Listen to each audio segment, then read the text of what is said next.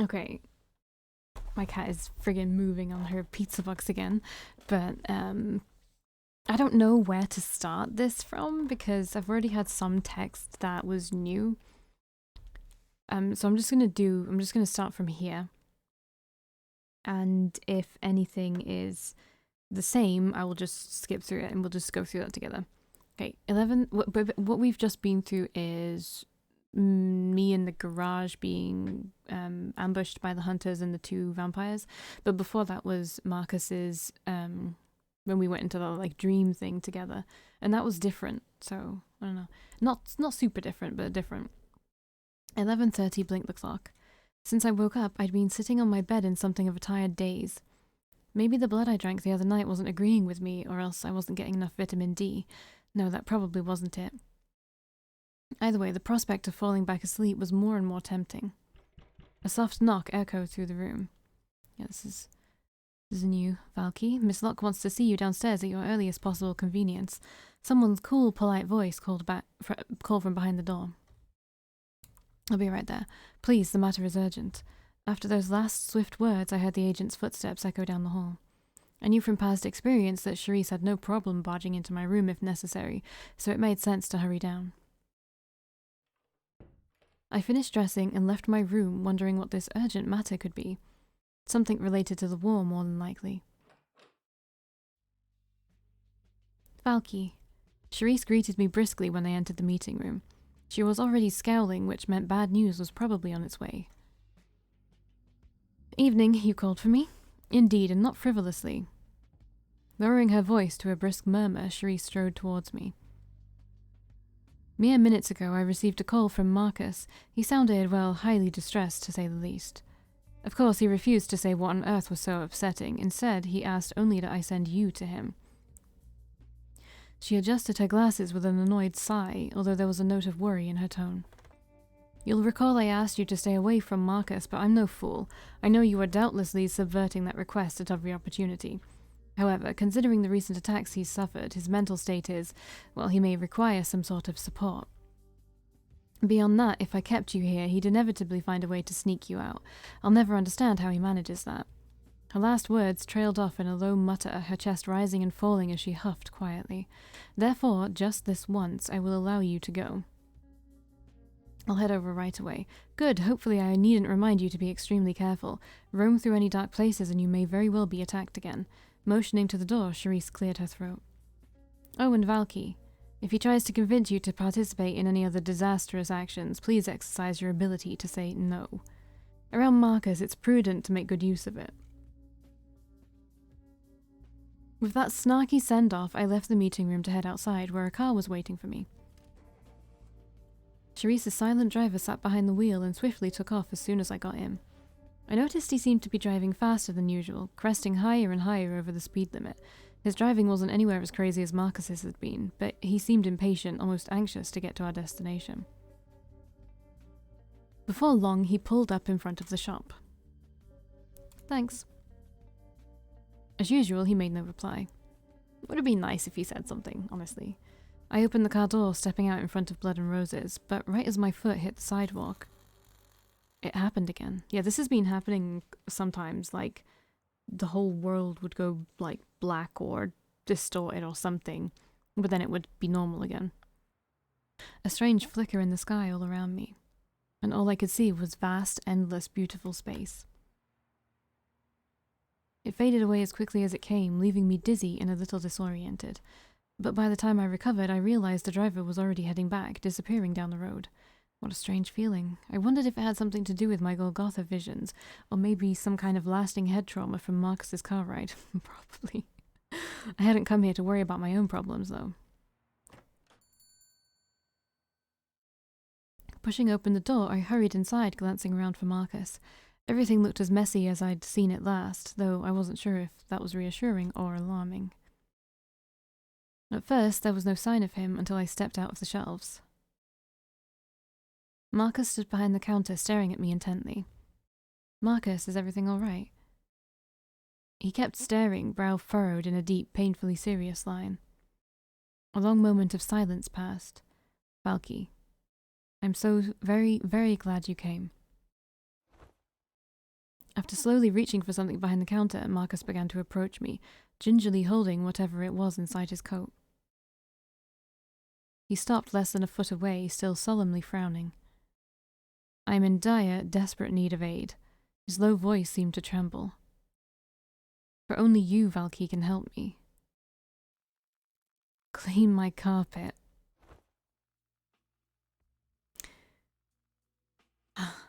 Sick of your shit, Marcus. Sick of your shit. He pulled out a spray bottle and 2 scrub brushes from his coat. Marcus. Yes, that is my name, and no, you cannot have it.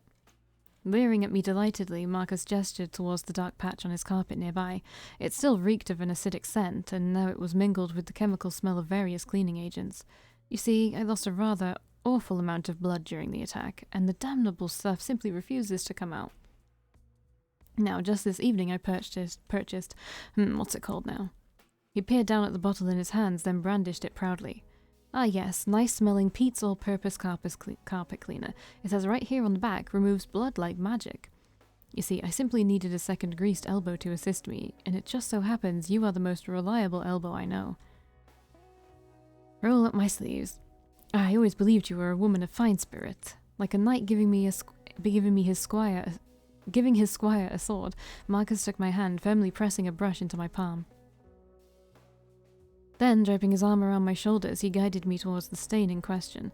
It didn't seem to bother him as much as one would think, even though he'd nearly died on that same spot. Still, as I got on my hands and knees beside Marcus to scrub in the carpet cleaner, I saw an intensity in his eyes that suggested this wasn't completely a joke. We chatted and worked for a time, slowly wiping out the pungent bloodstain with nice-smelling Pete's assistance. Marcus looked unusually happy, and I couldn't tell if it was genuine or a convincing act, or whether he even knew himself. But after a little while, he paused mid-scrub, sitting back on his haunches. Something wrong? No, I wouldn't quite say that. He touched a long, thin finger to the wet carpet, the same spot where his head once rested, surrounded by a pool of red. I suppose, if I were to be perfectly honest, I've been working up the nerve to tell you a very important thing. Some of it I'm certain you have already guessed. Marcus lifted his gaze to meet mine, hesitating for several more seconds. The reason why you're here by my side, inhuman, trapped in the Valley of Death. It's because Andre and I kept Lazarus from being turned. He delivered the statement almost too swiftly, as if he were ripping off a band-aid to keep it from stinging. I knew he would become too strong a force in our futures, that he'd cut our stories short before they even began. And so a replacement was needed. They had to be less dangerous than Lazarus, but intelligent and willful enough to make Charisse happily accept the error. A different sire, too, someone completely neutral, someone who wouldn't cause any further complications. My sire, you knew him. In a way, most certainly, but he is impossible to truly know. Marcus shook his head, a far-off look drifting into his eyes. Your sire and I crossed paths in a record store, reaching for the same album. His face was so familiar, and yet so completely foreign to me, like a face I remembered from a different lifetime. When I looked into his eyes, I glimpsed something strange and terrible, the abyss, unknown and beyond knowing. But in that moment I did know one thing. He was the only one I could trust to carry out the deed, because he couldn't be bought or sold. He had the godlike self-containment of one who follows no rules. When I asked for his help, he smiled widely and said he would find exactly the person I needed. I wonder why he chose me. That is one question I will never be able to answer. All I asked him for was a soul with great potential, someone who could become anything. He closed his eyes, smiling gently with a calmness on his features I hadn't seen for some time. From that moment on, I loved Josiah even as I feared him. In the same way one loves a storm that can make fields flourish or destroy them. For all I can say, maybe he is God, or fate, or the first vampire, or just some poor, utterly mad fool who lives life by a roll of a dice. But in the end, it hardly matters. Deeply selfish as I am, I'm grateful he brought us together here at the bottom of this lonely abyss. I am too, Marcus. I wouldn't go back even if I could. His hand reached to stroke affectionately through my hair, those pale, almost spidery fingers tracing down my cheek. Then, pulling away from me, Marcus rose to his feet with a long, relieved sigh. All this back-breaking labor must have roused your thirst. It seems I have no need for blood any longer, so I'll obtain you a drink from my personal collection. As he flashed me a wink and wandered behind the counter, I noticed Marcus was right. A hunger stirred in my gut. But for some strange reason it felt different. Here you are, Dracula's lemonade. He handed me a tall glass of warm, fragrant blood, the delicious smell making my nose tingle. I wish you could drink with me. Not offering any agreement, Marcus cleared his throat instead. Pressing the glass to my lips, I drank down the savory liquid, swallowing every drop. As soon as I set the empty cup back down beside me, something shifted in my stomach. An odd, uncomfortable weight. Valkii? Marcus peered into my face, tilting his head quizzically. Are you quite all right? You're starting to look slightly... Before Marcus could finish, I suddenly dropped to my knees. Something metallic rose in the back of my throat. Unable to help myself, I gagged, spitting out everything I'd drank. The blood violently forced itself out of my stomach, making me vomit over and over again. Marcus knelt down beside me, placing a worried hand on my back as I heaved. I've just made his bloody carpet dirty again. Finally, when I'd spit out the last of the blood, my body relaxed a little. But instead of feeling relief, a violent hunger painfully attacked me, as if begging me to drink more. It clawed in my gut, agonizingly sharp, like I'd swallowed needles that were trying to force their way out. Valkii. Marcus, what's happening? Do not fall to the hunger. As he held me tightly, I realized I was trembling, shivering in his arms. What you are feeling right now. This is what I endured the night after my attack. I heard Marcus murmuring in my ear, his words slowly soaking into my mind. This rejection of blood, this unmaking of a vampire. The aching hunger of an empty soul. Perhaps now you might see it. Somewhere through my daze, I felt two arms lifting me up, gently carrying me. A few moments later, my eyes managed to struggle open bit by bit. Marcus, who'd been holding me in his arms, cautiously set me back onto my feet. But there was no street around us, no buildings, no sky, no cars. Nothing but frigid, endless darkness, and a single street lamp, its dim rays falling onto Marcus. This void is invisible to everyone else, but it's the only thing I've seen since the graveyard. You mean you see this all the time? Yes. I'm still tethered to the old world. It flickers back to me, ghostly images that haunt my every waking moment. At first, I thought the void was nothing but an illusion, a vision obscuring reality. But now I realize that the opposite is true, that the other world is the true phantasm.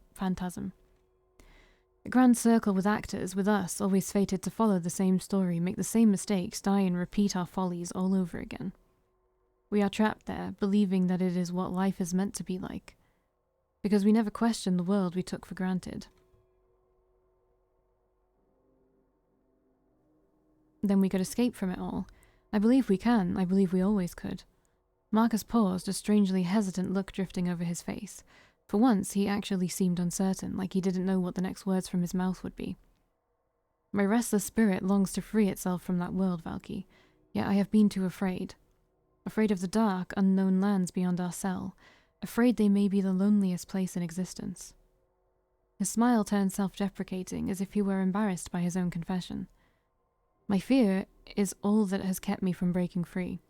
It seemed like no one could understand the things I see, until tonight. You and I possess the same affliction now, Valkii. Now we are truly alike. You alone could join me in surpassing that world. Oh, here's the CG. Slowly, Marcus reached out a hand. My eyes were drawn to his open palm, outstretched, waiting patiently. It will be an apocalypse, one just for the two of us. Burning the dead city so that we may rise our own worlds from the ashes. Will you join me?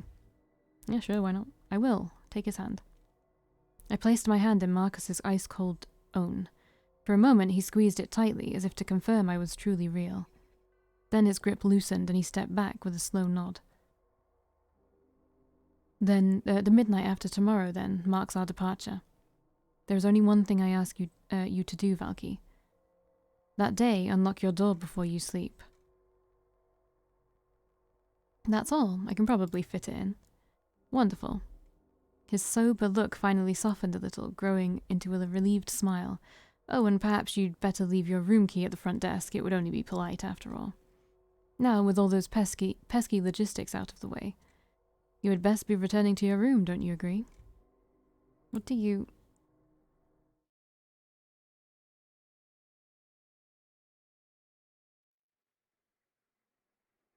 Why does it look different?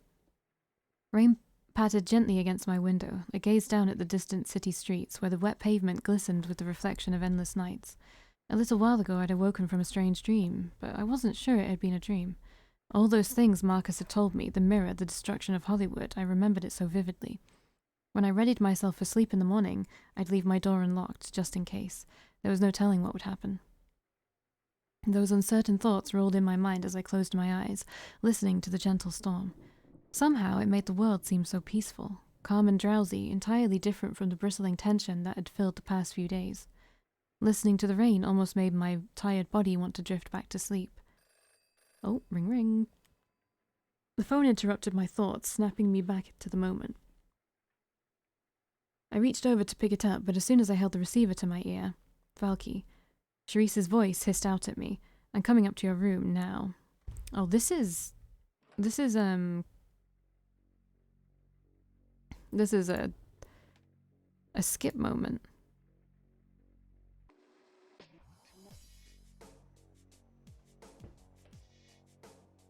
Okay, here we go. But just then, I remembered my dream from earlier, back when I vomited up blood.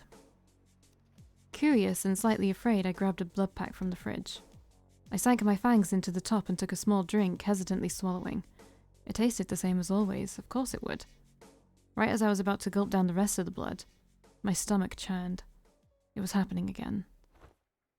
I rushed to the bathroom, reaching the toilet just in time. Before I knew it, I'd puked up every last drop, splattering the porcelain throne with something out of a horror movie. It hadn't been a dream. I was really becoming something different, the same thing that Marcus was. Why, though? I stumbled back into the bedroom, numb and lightheaded. If last night was all real, then tomorrow Marcus and I were escaping. Tomorrow none of my old world would be left. And I felt ready to leave. Let's go be with Marcus. My time here was drawing to an end, I knew that, although I'm not, again, there's literally no hope for a good ending, so... In a way, it seemed natural, like the only way things could end, like I was completing some kind of cycle almost. After unlocking my room door, I returned to my bed, where I sat down and gazed through the window. The cityscape below me glittered vibrantly like it always did. I was once a vampire, chained to eternity, trapped behind glass, separated from Hollywood, so close and forever unreachable. But after tomorrow, everything would be different.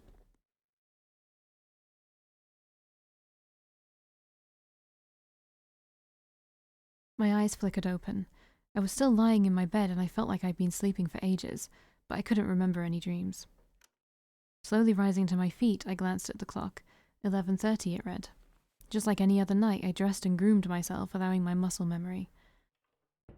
When it was time to leave, I locked the door behind me, the same way I'd done so many times now. This would be the last time, wouldn't it? That thought made me glance down at the familiar key. Room 915. In something of a daze, I made my way down the hall towards the elevator.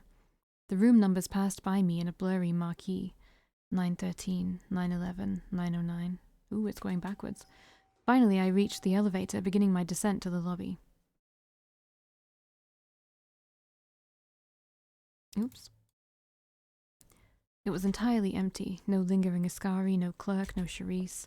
The silence felt both eerie and peaceful, like the ghostly calmness of another world. It didn't seem right to take my room key with me, especially after what Marcus had said. I left it at the vacant desk, gently nudging it out of sight. Then, with one last glance around the familiar hotel, I left. Outside, the streets were completely silent too, but everything glittered radiantly. A single car sat parked in front of the hotel. The backseat door was open, waiting for me. I stepped up to it and ducked inside, knowing whose face I'd see. It seems you're right on time. But instead of sitting up front, Marcus was beside me. Sharice's driver sat behind the wheel, as silent and patient as ever.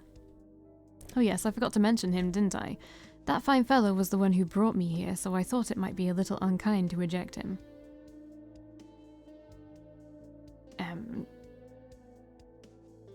Wait, could he be a remarkably good driver? Why, yes, I would agree. Without any comment of his own, the driver quietly started the car. The city began to roll past my window, the same signs and streets that I'd come to know so well. There wasn't a single soul in sight, but it almost felt like they were still there, like I could see traces of their memories drifting past. The streets, the nightclub, the bar, the road to the beach, the garage, the graveyard, the sewers, Markus's shop. I knew I'd never set foot in any of those places again, but if I closed my eyes, I could revisit them forever. It seems the world has become perfect. Can she just sit down on the pizza box forever, please? Or go on the windowsill? Go on. It seems the world has become perfect. Well, of course it has. All things can only be perfect when you're ready to leave them behind. Heaving a sigh, Markus turned his head towards me, smiling fondly. The clock appears to be approaching the fateful hour of midnight. Are you afraid, Valkii? No, I feel like this is our fate. Pulling dramatic lines from my book now, are we? His hand lightly settled atop my head, resting there affectionately. You know, I must confess a certain thing. I was always afraid that this moment would be awfully sentimental and bombastic, taking itself far too seriously. For that reason, I doubted I'd be able to truly enjoy it. A warm chuckle came from deep within his chest, lighting up his pale eyes. It's hard for me to say what exactly I feel right now, gazing into the abyss. But above all else, I believe I'm finally happy. Just as well too, for only a smile can slay the spirit of gravity. You know, I hear it's less of a problem in space. Indeed, I wouldn't mind stringing myself out among the heavens like Major Tom. This is ground control to Major Tom. Even though the sun will be awfully bright. As Markus's warm chuckle faded into a comfortable silence, I leaned back in my seat. We rode on and on and on, driving through what felt like all of Hollywood. Memories kept drifting past my eyes, some of them fond, others not so much. But all of them were important in their own unique ways. At last, the car slowed to a stop. I glanced at the clock. It read 12. AKA midnight. We opened the doors and left together, the cool night air beckoning us outside. But rather than getting out or even staying parked, the driver simply continued on his way, disappearing back into the night. Only the thin smell of exhaust remained, a last memory of his presence. Well, I'm not sure what I expected exactly. Markus peered after the driver, finally slumping his shoulders in a playful shrug. I kinda wanted to say goodbye. I don't think a goodbye is necessary. After all, we're always being driven towards greater and greater things, don't you think? We sat together on the grass, side by side. The view was beautiful, a panorama of the same glittering skyscrapers I'd seen from my hotel room. This is Hollywood, Valkii. It's time to leave it behind. Reaching into his pocket, Markus pulled out his sunglasses. Then, just as he slid them back onto his face, the sky lit up like 1,004ths of July, a sea of sparks and flames shooting to the heavens. Fire rose up from every building, joining them all together in a single blaze. Explosion after explosion, skyscrapers came tumbling down. And when I tilted my head back to gaze above us, I saw only endless space. At that moment, a laugh came from beside me, soft and joyful. What a remarkably peculiar feeling it is, to fondly destroy what you've created. Markus smiled, not with sadness or longing, but with relief, like someone finally getting to rest after a very, very long journey. To destroy this story, this world, everything we know about ourselves. But tomorrow we'll start a new story. We'll write it together, you and I, a story unlike anything else. I feel like this is getting a little meta. Thank you, Markus, for everything. No need to thank me, Valkii. I should thank you for helping us get here, for seeing this story through. Together we turned our gazes back towards the fire. It was blindingly bright and beautiful, but terrifying, just like any apocalypse. The void above us grew larger and larger. Before long, I knew it would cover everything. Out here, in this infinite expanse, as the flames rose and my vision gradually darkened, Markus's warm voice echoed in my mind. We can be anything. Because we're already dead. Alright, well that was Markus's ending, special ending. That was definitely meta. That was like giving a finale to the game itself.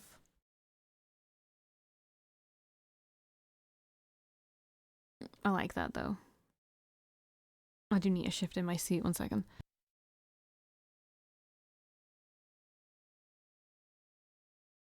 Alright.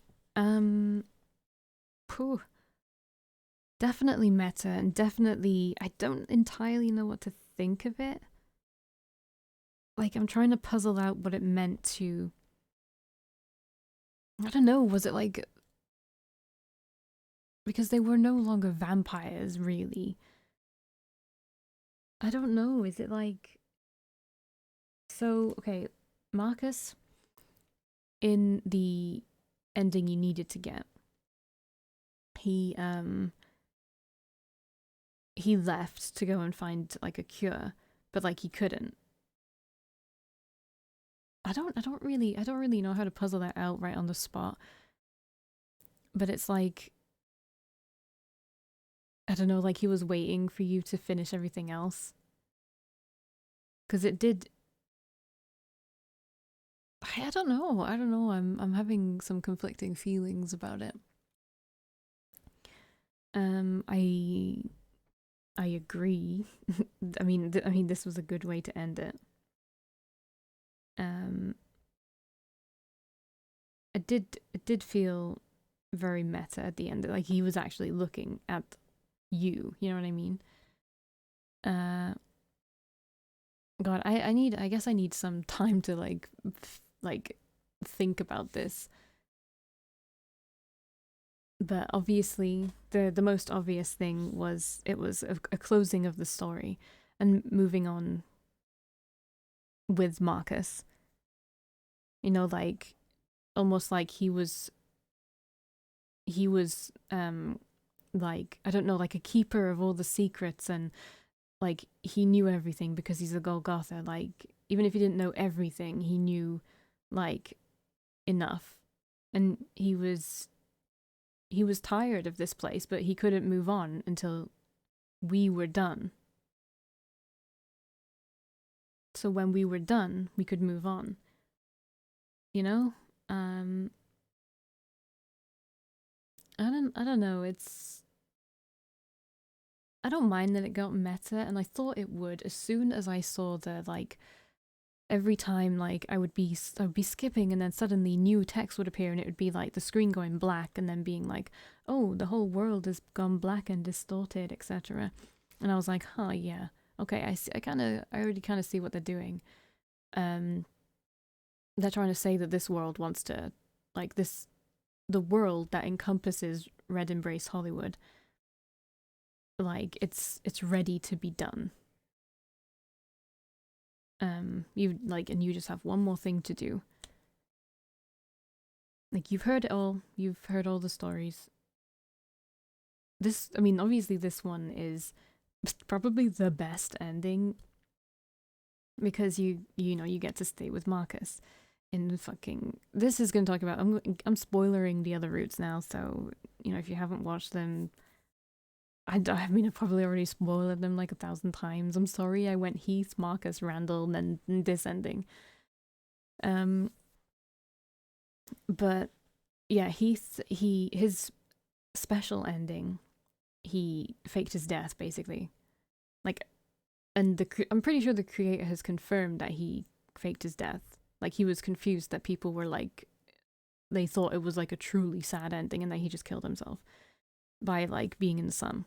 But he faked his death to get away from like Charisse and Andre because he had just made a massive mess trying to find himself. So he left to find himself. And then, okay, but now I'm thinking about Randall, about him as a character, because in when I was playing Randall's route, I puzzled out that every one of them was having some sort of identity crisis brought on by Hollywood, or their nature as a vampire, or their conflict with their houses or whatever, or the conflict with politics, or a mixture of all of them. You know, they were all having an identity crisis, and I thought, you know what? Maybe Marcus was as well. Maybe he wasn't always aware that he was like this all-important presence in the sea. Maybe when he gazed into the abyss, that's when he realized it. And then that's when everything changed. But before then, he never felt like quite right within himself. So, did it ever say when we came to the sea? Because if we came around the same time as Marcus, then that's just even like a bigger thing, that like he created this whole place. Or like he brought something to it. I don't know. It's confusing, but yeah, I'm gonna stop thinking about this now, and I'm just gonna simply say that this game is really good. It's not happy, but I don't think all games have to be happy. And usually I'm like, if you have bitterness in something, you have to have a little sweetness in it. You can't just have bitterness. But I would say this is like 95% bitterness and like 5% sweet, and I'm not sure that ratio is good, but it's certainly interesting. And I would say not many games can make me feel this level of emotion. So I would say it actually it took me extremely by surprise. I did not, even though I had read that it's like, oh, tragic stories, like tragic romances, blah blah blah. I was like, I've done that before, you know. I've been through that before, but I didn't take it seriously, and I should have taken it seriously. And because I didn't, I do think, because I stayed like pretty much completely away from spoilers as well, I think that's why it hit me so hard. It's because I was like, it can't be that bad. I mean, it has romance in it. It's got to be kind of good, right? But no, most of the romances are just kind of meh. But yeah, we have now taken a journey with Marcus onto the whatever we do next. And you know what? Whoever you like the most out of this, I hope you in some way carry them with you. Maybe something that they said made you think. Maybe just how they made you feel. Just because then, you know, just because they're on a screen doesn't mean they're not real in some way, right? They're not human like we are. They're not in the real world necessarily, but it doesn't mean that the feelings they gave you weren't real. But yeah, I mean, this one will stay with me. This is probably one of my favorite visual novels.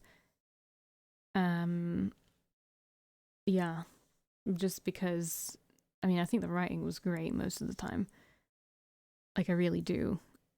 I would be surprised if they spent a short amount of time on this game. And I wouldn't be shocked to hear that it took a long while to get all the writing down. Because it is very poignant sometimes. And as for my ranking, Heath is still number 1 because, I don't know, I guess I'm a sucker for very obviously broken people, and like I want to help them in some way. And also, I guess I see a little of myself in him, like more than any of the others, at least. You know, I feel like everyone struggles with their identity, regardless of who they are. Maybe some people are extremely sure of themselves, that's fine, but I feel like everybody at some point struggles with their identity. And yeah, I guess Heath I just connected the most with Heath, and I knew I would somehow. But then, not far below is Marcus. I did, when I played through Marcus's route and got probably his first ending, I was definitely affected. It was definitely one of those moments where suddenly just the weight of everything just hit me, and I was like, oh fuck. And then it's Randall, because I don't know what I was expecting from Randall's route, but you know, when I went through his endings, I was like, huh, there's definitely something going on with him, but I couldn't figure out what it was. Not really anyway. I mean, he seemed to be struggling with himself for sure. Like he didn't want to be a leader, and I couldn't, but I was like, I'm not sure why. I mean, of course he didn't want to, like, he kind of disagreed with his followers, so he was, I don't know, he just didn't seem like he was up to it. But then when I did his special ending, I was like, oh, that's why. And his ending is, again, I'm going to say this on here as I said it on there, is probably the worst, and I don't mean that in the story sense. I mean that as in it's the worst ending. Like, I mean, I haven't done all of them, but definitely out of the special endings, I was expecting something better than what I'd gotten before. Like some kind of resolution. And I mean, I got a resolution, so I mean, but I guess that's not what I had in mind. But I got a resolution. Definitely not what I wanted, but it was interesting, and I have to say, I felt like completely betrayed. So, yeah, thank you to everyone who has commented on the previous Marcus episodes. You don't have to watch the Randall ones if you don't want to. But yeah.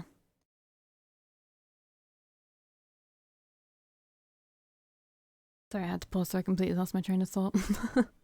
What was I saying? Oh yeah. Thank you to everyone who kept commenting and enjoyed me playing through this, and even recommended I play this. I was pretty devastated after Heath's Route, and I was like kind of done with the game. I didn't uninstall it, but I deleted the shortcut on my desktop because I was just like, I was in my heart of hearts, I was like, I'm not entirely done with this, I don't think. I kind of want to see what else happens on the routes, but I was also kind of like, maybe I am done with it. Like, I don't know what could beat Heath's route. Like, I'm not totally interested in the other people. But you guys did in fact push me to play it. You know, in an awful way. You were just like, hey, can you please play it? And I was like, okay, yeah. I mean, you were the first people to request something from me, so I was like, yeah, of course, why not? It's a lot of talking. A lot of talking. This is like probably my favorite theme. But yeah, thank you. It means a lot. I'm not gonna get too sappy, but it means a lot. And I hope you got this far, I guess. Again, there's no pressure to watch Randall or Heath if you didn't watch Heath's. If you just wanted Marcus, that's fine. I mean, if there's anything else you want me to play, like, I would definitely like look into that. I've already got something that one of you requested me. I already bought that, and I will start playing that at some point. I need just a tiny break from recording because my voice, I feel like I need it to come back a little bit. And I have a feeling there's going to be a certain amount of talking and reading to do on that one as well. But yeah, I will be playing that one. The Jekyll and Hyde game. But yeah, also if you have any comments to make about things, please do so. Please let me know what you thought of the game. Not just simping over Marcus. Like, you guys are ridiculous. I thought I simped over freaking Heath. I mean, I even bought like a gothic photo frame, and I'm printing out a picture of him. I'm gonna put him in it. But I mean, you guys really take the cake on simping for Marcus. Like, it makes me laugh, though. Every time I read it made me laugh a lot. So yeah, thank you. So again, thank you so much for watching. Sorry I keep rambling, it's really early. And I don't know, I hope you got some enjoyment out of it. If you decide to continue watching whatever I upload next, or whatever, if you recommend something else, then yeah, I guess I will see you there. But even if you decide to part ways with my channel after this, thank you. It really means a lot. I will see you or not. Bye.